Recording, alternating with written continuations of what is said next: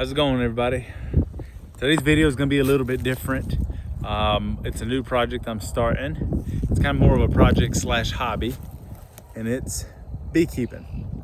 So I've never done anything like this before, and I'm really excited about it just because I really love honey and I love what bees do for the environment. We depend so much on them in regards to the food that we take for granted each and every day. So right now I've got this hive and I got a couple more coming.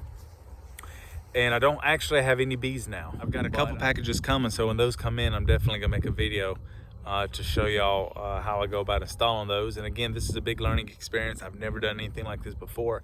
So if any of you have, and y'all have any tips, I really appreciate any kind of input, kind of help mentor me and everything in the comments below. Just let me know what any kind of suggestions or any kind of tips as you see. So I'm gonna try and go about it the best way I can. And once my other hives come in, I'm gonna be adding the package of the bees, and we'll see how this undertaking goes. I'm really excited about it. Honestly, learning a lot of these terms. So if I kind of speak a term, I apologize. But that right there, from what I understand, is the breeder box. So that's gonna be where the queen lays her eggs and the brood and all that. And that's initially what we start with. And then you have this little entrance reducer. Normally the entrance of the beehive is much, I don't know if I can do this with the one hand, but is much longer. So I've got that turned inside. So until they build it up, I've got just this little one in case you have to defend it. It'll be much easier to defend. And then you've got this lid. Okay, and then under this lid here, you have another top just for ventilation. And then here I ended up going, this package ended up coming with the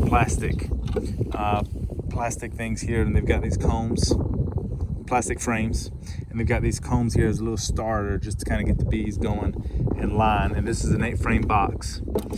So once this gets full, once we install the package of the bees and this gets full, I'll add what they call the super on top. So now I do not intend on harvesting honey from this bottom section, but leave whatever honey is in there for the bees themselves to survive the winter and things like that. So once this starts filling up, I'm going to put what they call a queen excluder.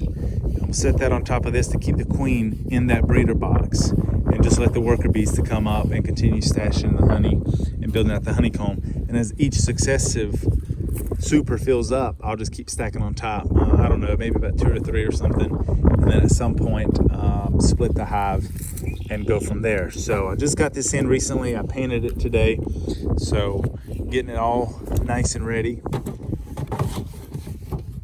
for my bees. The bees is to actually have it pointing south east, which is pointing directly south. So just kind of get as much sun as possible in the horizon.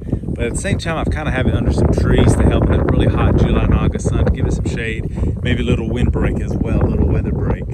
So the bees should appreciate that. Now, one thing I will have to do before I get my bees, or soon after, is actually get a electric fence. We're in bear country here, so I don't want Winnie the Pooh sneaking over here and getting into my honey and into the bees hard-earned, because the bears ain't gonna leave nothing. I'll be nice enough to leave that bottom part for them, but the bears aren't going to be that nice. So I've got to get an electric fence, and that may also help keep maybe some skunks and some raccoons away.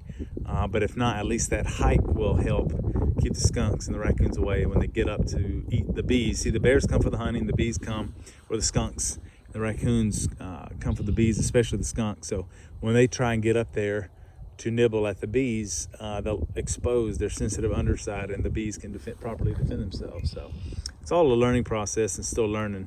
So hopefully we'll have 3 here in the future, 2 or 3, and then just come along. I'd like to thank you for watching this video, and if you could just give it a thumbs up and subscribe, and come along the journey with me and learn with me, and give me your input. I'm very open to friendly, even friendly critical suggestions. That's how I learn. So I'm new to this. I don't know very much about it. I'm just getting my feet wet in it, but hope to have some successful batches of honey out of it, and just excited about what there is still to learn. Thanks again for watching.